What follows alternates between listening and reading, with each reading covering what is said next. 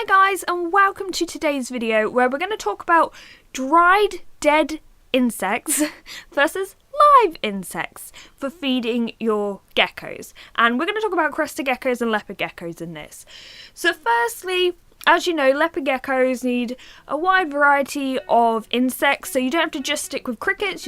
For example, right now I feed my geckos crickets, mealworms, worms, waxworms. I do still need to expand on that, but I did try calciworms. In my opinion, though, the ones I had were so tiny, my geckos didn't even realise they had bitten anything, so I'm still looking into that. But remember, with leopard geckos, try to get a variety of food. Now with crested geckos, a lot of the time I hear people say that I'm getting a crested gecko because my parents don't want me to have live insects, so this is ideal to have a crested gecko. Now although that's true to a certain degree, they can still eat insects and I think they should be offered them. And it's easier for me to say because I have leopard geckos, so I obviously already have feed insects in the house, so I can always offer them one and see how it goes. And from my experience, like lately, my crested geckos haven't been really into live insects, but I guess if you only have one crested gecko, you don't really want to go out and buy a whole box of crickets that they're not going to eat. So I don't know, you've got to see what you can do there. Maybe you have a friend that has reptiles as well.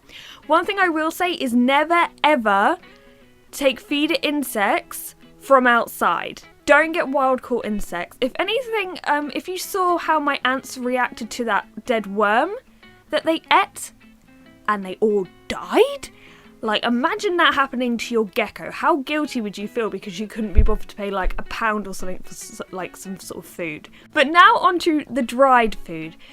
So luckily I don't get this too much, but sometimes people do ask me whether they could feed their geckos, you know, the dried mealworms, the dried crickets, the stuff you normally get for like bird feeders.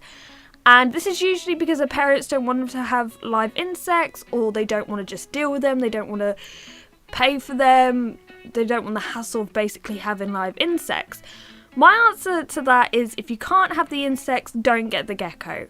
And this should be certainly sorted out way before you get a gecko. For example, I really want a chameleon, but I know I don't have the room for it, so I can't have it.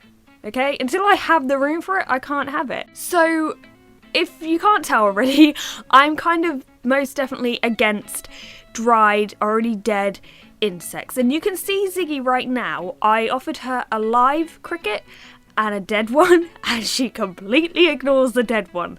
And there's a good reason for that. Firstly, dead insects have like no nutritional value. A cricket is about 70% moisture, and you think how much all the stuff in their guts and everything gross, how much stuff is in there that will benefit the gecko, and once that's just taken away and it's dried, it's like, what is the point? Mealworms, for example, on their own, if you don't even gut load your mealworms, they're not nutritional at all, really. Their exoskeleton is meant to be a bit fibrous, but really they're pointless.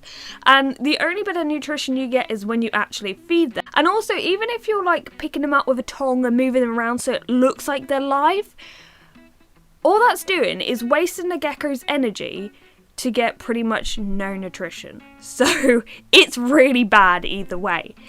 So now for live insects, make sure you gut load them. I go on about this all the time. I've made multiple videos on this, but I still get people say, oh no, I don't feed them.